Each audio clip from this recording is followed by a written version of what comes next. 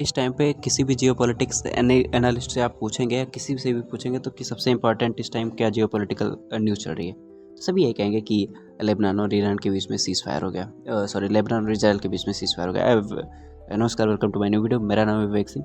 मैं आपको बताऊं इस टाइम सबसे फेमस न्यूज़ यही है कि Iran war live updates, Israel agrees to 10 days cease fire in Lebanon. अच्छा, आप एक बात कहेंगे कि कुछ तो शहबाज शरीफ ने भी करवाया था जिसमें उन्होंने पोस्ट डाली थी कि इसराइल ईरान की वार रुक गई है और उसमें लेबनान में। मैं आपको बताऊं ये पोस्ट है वो 8 अप्रैल की कि with the greatest humanity a please to announce that the Islamic Republic of Iran and the United State of America along with their allies have agreed to an immediate ceasefire everywhere including Lebanon। अच्छा, मैं आपको बताऊं उसके कुछ ही देर बाद ये news आती है, अल जज़ीरा पोस्ट डालता है ट्विटर पे, मतलब जो कि प्रेजेंट पे एक्स है, कि Israel has launch the most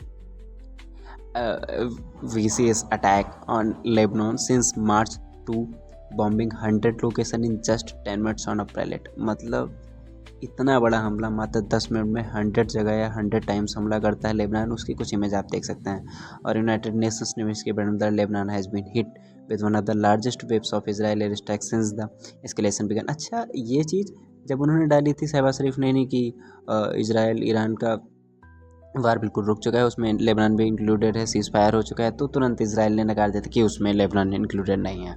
तो मैं आपको बताऊं अभी कल शाम की ये पोस्ट है। डोनाल्ड ट्रंप डालते हैं कि I just had two excellent conversation with the highly respected president Joseph and Lebanon and president of Israel Netanyahu.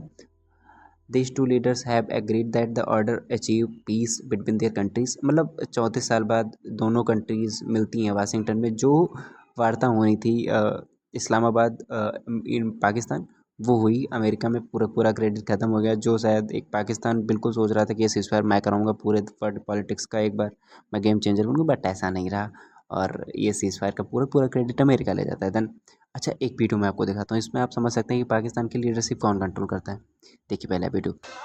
जिनसे गले मिल रहे हैं इस टाइम ये आसिफ मुनीर हैं, आर्मी चीफ पाकिस्तान, और जिनसे मिल रहे हैं वो हैं फॉरेन मिनिस्टर ऑफ तेहरान या ईरान के, और पीछे हैं मोहसिन नकवी, इनके इंटीरियर मिनिस्टर। अच्छा, इंटीरियर मिनिस्टर से पहले अगर किसी का आर्मी चीफ मिल रहा है, आप समझ सकते हैं, मतलब मुझे कुछ बताने की ज़रूरत नहीं है कि रूल तो ये नहीं है कि इंटीरियर मिनिस्टर के होते हुए आर्मी चीफ किसी कंट्री का किसी फॉरेन मिनिस्टर जैसे लेवल के व्यक्ति को जो रिप्रेजेंट कर रहा है उस कंट्री को, उससे आर्मी चीफ हाथ मिला। That's not rule. और ख़ासकर एक जहाँ पे लोकतंत्र हो, पाकिस्तान कहने को तो लोकतंत्र अब भी है ही, तो आप समझ सकते हैं सब कुछ।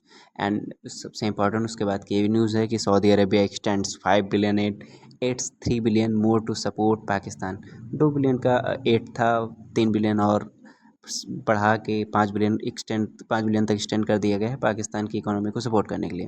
That's news. और Asim Munir meets Iran president during Tehran visit, ये भी एक इम्पॉर्टेंट बात है कि आसिम मुनीर, अच्छा आप समझ सकते हैं, गए तो इंटीरियर मिनिस्टर भी हैं बट आसिम मुनीर मिल रहे हैं। आप यहाँ भी ये एक बात एग्जांपल इसका ले सकते हैं कि कौन सच में कंट्रोल कर रहा है पाकिस्तान को।